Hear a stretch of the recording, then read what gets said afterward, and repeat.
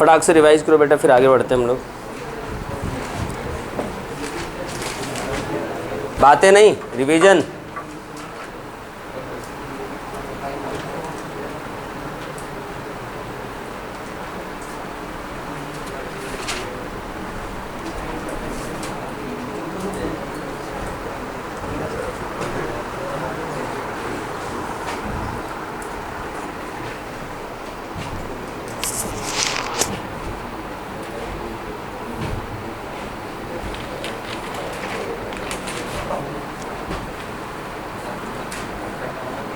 कर लिया रिवाइज सबने?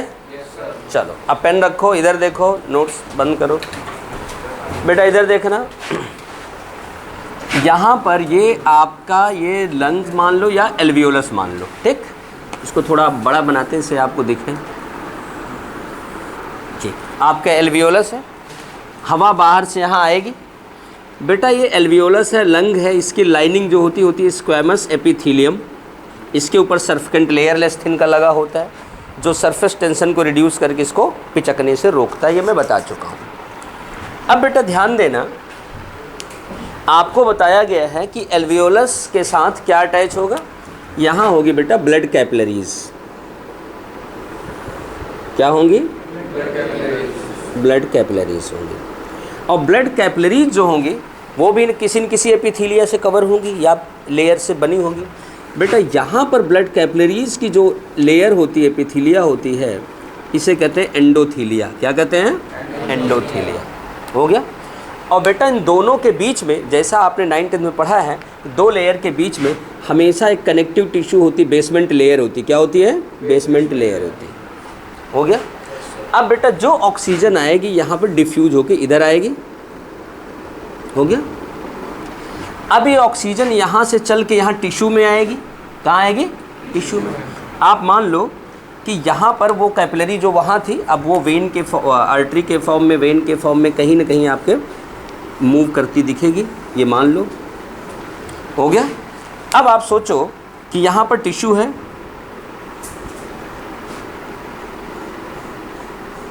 टिश्यू है। अब यहाँ से जो ऑक्सीजन आया था यहाँ आएगा। अब ऑक्सीजन यहाँ से जाएगा टिश्यू में, यहाँ भोजन को बर्न करेगा, यहाँ CO2 बनेगी, CO2 यहाँ निकलेगी, निकल करके फिर यहाँ आएगी। हो गया। यही प्रोसेस होगी। अब इस प्रोसेस को हम लोग को पढ़ना है। बेटा ध्यान देना। अब सवाल है कि यहाँ पर O2, जैसे मान लो यहाँ से O2 आ गया, यहाँ से CO2 गया। अब O2 और CO2 यहाँ भी डिफ्यूज होंगे, O2 और CO2 यहाँ भी डिफ्यूज होंगे। अभी मैं जनरल बात ये करनी है कि जो एक्सचेंज ऑफ गैस होता है किसी भी सरफेस पर, चाहे यहाँ चाहे यहाँ, उसके पैरामीटर्स क्या होते हैं, किस पर वो डिपेंड करता है। रो रही हो? अच्छा। वो किस पैरामीटर पर, उसके कंडीशंस क्या होती हैं, क्या क्या दशाएं होती हैं जब वो डिफ्यूजन प्रॉपर होगा। बेटा ध्यान देना, डिफ्यूजन के लिए, जैसे डिफ्यूजन की डेफिनेशन कोई बालक बताएगा हमें?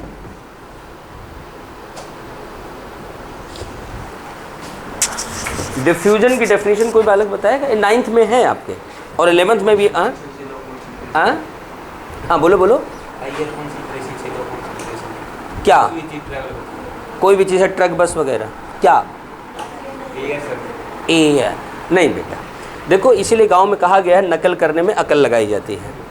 ध्यान देना, जब भी नकल करो थोड़ी अकल से करो वरना गलत हो जाएगा। बेटा ध्यान देना, कोई भी पार्टिकल है, मॉलिक्यूल है, इलेक्ट्रॉन है, प्रोटॉन है या गैसेस हैं, जब ये कहीं पर एक जगह ज़्यादा होती हैं तो वहाँ से मूव करना शुरू कर देती हैं अपने से कम की ओर, अर्थात from higher concentration to lower concentration.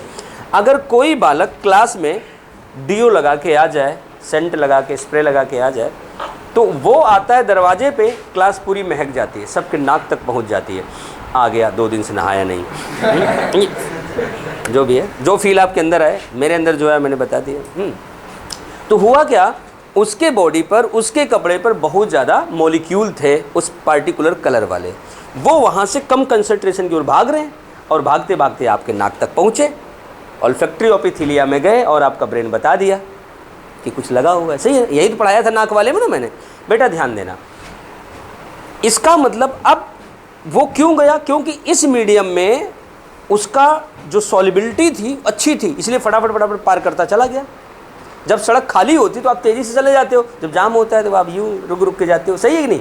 इसका मतलब यहाँ जो एक्सचेंज ऑफ गैसेज हैं, पहली चीज़ डिपेंड करेगी कि इस मीडियम में सॉल्बिलिटी कितनी है, दूसरा इसके थ्रू, जिसके थ्रू पार करेगा उसकी थिकनेस कितनी है। एक बात बताओ, हमें कोई चीज़ छन्नी से छाननी है, अब उस पर नीचे छन्नी लगा दो, आराम से छन गया। अगर छन्नी के ऊपर एक पेपर भी लगा दो, छनेगा क्या? नहीं छनेगा, बंद ही हो जाएगा ना। उसी तरह जो थिकनेस होती है, मीडियम होती है, किसके थ्रू किसके आर पार जाना है। अगर अभी आपको दरवाजे के पार जाना हो, ग्लास हटाया चला गया, अगर मैं कोई दीवार के पार जाओ, जाके दिखाओ, नहीं जाओगे ना, क्योंकि इस मीडियम को पार ही नहीं कर सकते। उसी तरह बेटा ये जो मीडियम है ना, मीडियम के आर पार जाना, मीडियम की थिकनेस जो है, मीडियम का नेचर जो है, इस पर भी डिपेंड करता है कि गैस या फिर वो मॉलिक्यूल या पार्टिकल कैसे पार करेगा। बेटा इस पे तो सवाल बनता है, ये जो एक्सचेंज वाला हमारा सरफेस है, alveolus is main site of gases exchange, आपकी एनसीईआरटी की लाइन है। तो बेटा ध्यान देना कि यहाँ पे 3 लेयर है। ये क्या है? Squamous layer, squamous epithelium. ये हमारी एंडोथीलिया है। क्या है? एंडोथीलिया ऑफ कैपिलरी। ये बीच वाली जो है मुस्कान, ये क्या है? Basement layer. हो गया? ये तो मैंने 3 लेयर बता दिया और आपको 3 ही लेयर पढ़ना है। एक बात मैं क्लियर करने चल रहा हूं, कहीं कहीं बुक्स में ये 5 लेयर भी लिखा हुआ है। जैसे आप old man, bad man, Ramesh Mahesh, Suresh Dinesh, grand man, जो लोग खोल खोल के पढ़ाते हैं, साइड में रखे रहेंगे, देख देख कैसे लिखते रहेंगे, स्क्रीन पे आता रहेगा। तो बेटा उसमें ये चीज़ गलत लिखी हुई है। उसमें क्या लिखा है? 5 लेयर। कैसे? आप कहोगे सर हो सकता है यही गलत हो, मैं प्रूव करता हूँ। प्रूव करूँ? देखो बेटा, जैसे एक पेज है कोई, इस पे आप ग्लू लगाओ, 2 लेयर हो गई, पेज और ग्लू। ये पेज है, पेज और ग्लू 2 लेयर। अब इनको चिपकाओ तो पेज, दोनों ग्लू वाली एक हो गई, ग्लू और पेज 3 लेयर हुआ ना। लेकिन भाई साहब लोगों ने क्या लिखा है? Page glue, page glue. जब चिपकाओगे ना थोड़ी सी हवा रह जाएगी। अरे भैया हवा रहेगी तो चिपकेगा कैसे? अभी भाई ये ग्लू ग्लू मिल नहीं जाएगा, इसको 2 अलग क्यों गिन रहे हो? सही आंसर है 3। और बेटा ये जो थिकनेस होती है ना, ये थिकनेस आपके एनसीईआरटी में लिखा है लेस दैन 1 मिलीमीटर। कितना? ये भी पीएमटी का सवाल है। यहाँ एल्वियोलस पे जहाँ गैसेस एक्सचेंज साइट होती है वो क्या होता है? Less than 1 millimetre. बेटा आपको बताएं, अगर कोई कहे यहाँ एक्सचेंज के दौरान CO2 फटाफट एक्सचेंज होगा कि O2 फटाफट आएगा, डिपेंड करेगा सॉल्बिलिटी पर। सॉल्बिलिटी किसकी ज़्यादा होती है? CO2 की। कितना? ऑक्सीजन के तुलना में 20 से 25 गुना ज़्यादा होती है। कितनी ज़्यादा होती है? 20 to 25 times greater than oxygen. 20 से 25 गुना ज़्यादा है तो CO2 की जो डिफ्यूजन रेट होगा, एक्सचेंज रेट, वो ज़्यादा होगा। सही है ना? अब एक बात और बताएं बेटा, आप +1 के बच्चे हो, +1 के पहले चैप्टर की केमिस्ट्री पढ़ लिए होगे जहाँ तक मैं सोचता हूँ। उसमें आपने पढ़ा होगा डाल्टन का पार्शियल प्रेशर का रूल। पढ़ा है ना? सबने पढ़ा है बेटा। उसमें एक बात बताई गई पार्शियल प्रेशर में कि एक वेसल में कितनी भी गैस भर दो, अब सारी गैस मिलकर जो प्रेशर P लगाती है that is equal to sum of each gases P1, P2, P3।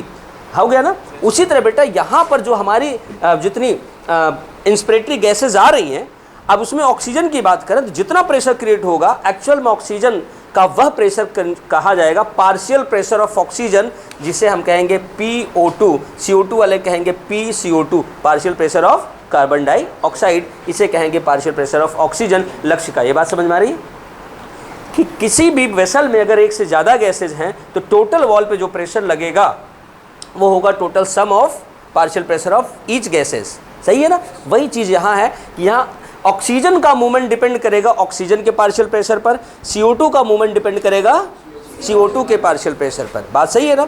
अब बेटा ध्यान देना, ये एनवायरनमेंट है, यहाँ पर हवा में PO2 होता है 159 mmHg और PCO2 होता है 0.3 mmHg हो गया। अब आप सांस लिए, सांस तो लेते ही होगे, सांस लेते होगे। अब सांस लिए, हवा यहाँ आ गई तो यहाँ हो गया बेटा PO2 बराबर 104 mmHg हो गया।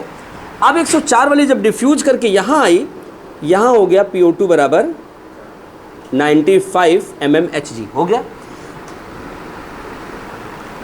ये क्या है, ओंठ बड़े करने? फिर ऐसे क्यों कर रही थी, मुझे चिढ़ा रही थी? हाँ बताओ प्रॉब्लम क्या है?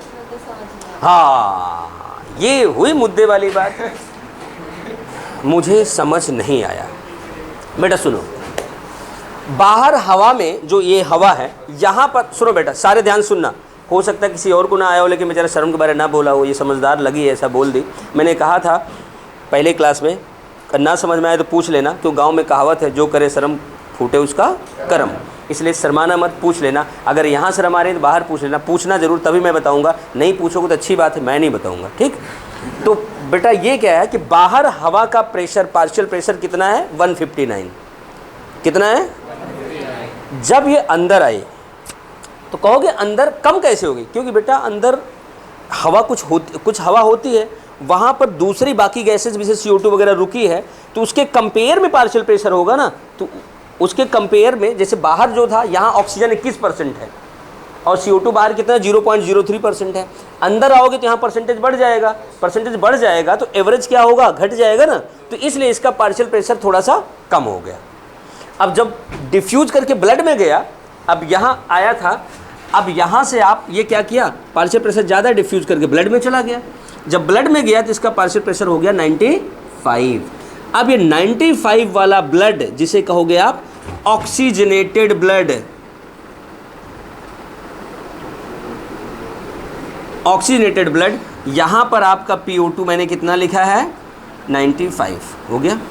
अब ये यहाँ आएगा, इधर देखना बेटा, आज अगर आप बातें कर रहे हो ना तो 2 साल बाद किसी से बात करने लायक नहीं बचोगे। आज आप पढ़ लो, दुनिया भाग भाग के बात करेगी, ओ डॉक्टर साहब क्या हाल चाल है, सही है ना। इसलिए आज बातें मत करो। यहाँ कितना हो गया? PO2 95। अब प्रेशर ज़्यादा है, यहाँ ऑक्सीजन की डिमांड है, तो ऑक्सीजन क्या करेगा? यहाँ चला जाएगा। अब कहोगे सर तभी तो आपने कहा था हायर टू लोअर होता है, तो चलो ठीक है, यहाँ कितना है भाई? यहाँ तो 95 है, यहाँ टिश्यू में कितना होगा? हैं? कम कितना होगा वही तो मैं जानना चाह रहा हूँ। 40 कितना होगा? 40 कितना होगा? 40 हाँ?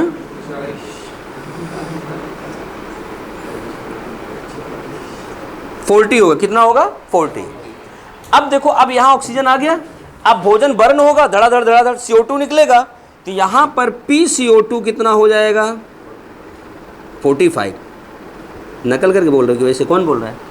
अच्छा, PCO2 होगा 45। अब PCO2 यहाँ जाएगा, एक्चुअल में यहाँ पे है PCO2 इससे कम 40, जैसे आया ये कन्वर्ट हो गया 45 में। किस में कन्वर्ट हो गया? अब ये 45 वाला mmHg चेंज हो गया ना, कंसंट्रेशन इधर बढ़ गया। अब हो गया डीऑक्सीजनेटेड ब्लड, यहां आ गया PCO2 बराबर 45। अब यहां पर निकलेगा PCO2 धड़ाधड़ निकलेगा। क्यों? क्योंकि यहाँ 40 होता है, ठीक। यहाँ कितना होता है? 40, 45 ज़्यादा, इसलिए CO2 धड़ाधड़ बाहर यहाँ निकल रहा है और निकल करके बाहर आएगा। सर ये 40 से 45 कैसे? 0.3 है और जो आया है 40 है, 40 है। यहाँ 0.3 है, यहाँ कितना है? 40 है और यहाँ 45 है। बेटा 40 ज़्यादा हो तो 45, तो इसलिए 45 की तरफ से 40 की ओर हवा मतलब CO2 निकल जाएगी।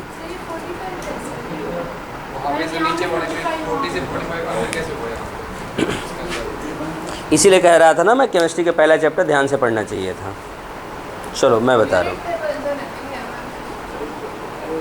सुनो, रुको, ज्ञानी लोग रुक जाओ, हमें भी बताने दो। पैसा मैं लिया हूँ पढ़ाने का, तुम थोड़ी लिए हो। हाँ, इधर देखो, इन बच्चों को बताता हूँ। बेटा देखो, अब एक बात बताओ, इसके पास 50 रुपये हैं, वैसे हैं तो इसके पास करोड़ों रुपए, इसके पास 50 रुपये हैं, इसके पास 40 रुपये हैं, ठीक, तो कितना परसेंट ज़्यादा है? इससे 25% ज़्यादा है, सही ना? या इसका 80% वो है, यही कह सकते हो। लेकिन इसके पास 50 है, तुम्हारे पास 100 है, तब क्या होगा? ये तुम्हारा जस्ट 50% है। ये जो पार्शियल प्रेशर होता है, ये होता है कि वहाँ कितनी भीड़ है, किससे आप कंपेयर कर रहे हो, समझ गए ना? ये प्योर नहीं है, पार्शियल है। जैसे आपने एक वेसल में 4 गैस भरी तो पार्शियल प्रेशर उसका 25% आया, 5 गैस भर दी, इन जनरल बराबर बराबर, पार्शियल प्रेशर हो सकता है 20 हो जाए। लेकिन पार्शियल प्रेशर सिर्फ डायरेक्ट ऐसे परसेंटेज में नहीं डिपेंड करेगा, वो मॉलिकुलर वेट वगैरह भी डिपेंड करेगा ना। तो बेटा ध्यान देना, जैसे जैसे कंसेप्ट, अब भाई जब दूसरे वाले गैस की मात्रा खूब बढ़ा दो, जिसका पार्शियल प्रेशर अपने आप कम हो जाएगा, सही है ना?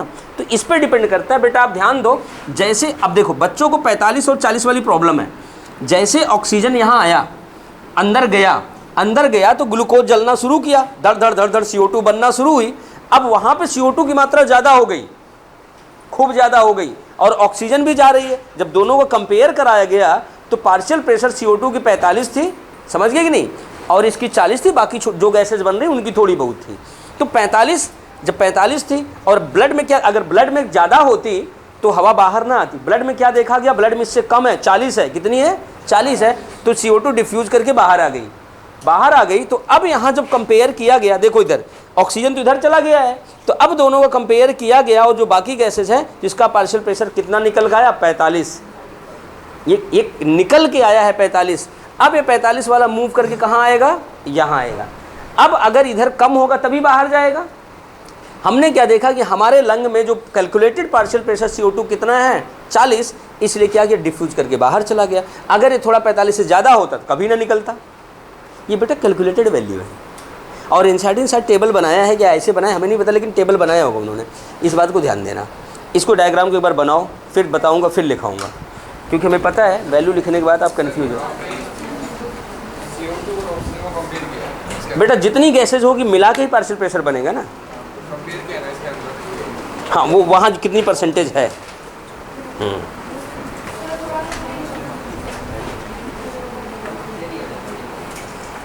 हाँ, किस किस न्यूज़ चैनल से आप लोग आए हैं? वो 2 पत्रकार फ़ोटो खींच रहे हैं ना। ठीक है, नहीं ये उसका ले रहे हैं बेटा। नहीं, हमें शौक़ नहीं है, और इसलिए तो मैं जब कभी घूमने जाता हूँ, मेरे घर वाले मेरे से नाराज़ हो जाते हैं कि कहते हैं कि आपको फ़ोटो खिंचाना नहीं आता, क्योंकि पता नहीं किस तरीके खड़ा होना होता है, हमें पता ही नहीं। मैं आराम से खड़ा हो गया, लोग कहते हैं ऐसे ही खड़े हुए, ऐसे वैसे क्या होता है यार, खड़े ही तू ना। तो ये प्रॉब्लम आती मेरे साथ।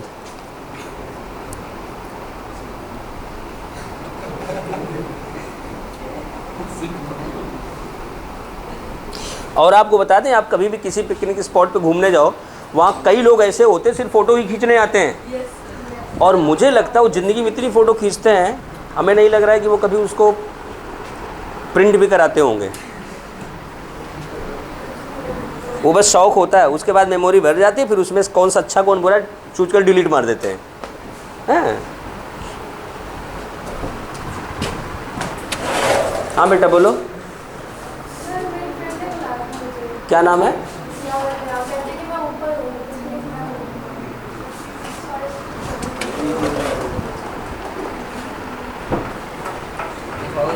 हाँ बेटा लिखाएंगे, मेरा काम ही पढ़ाना लिखाना।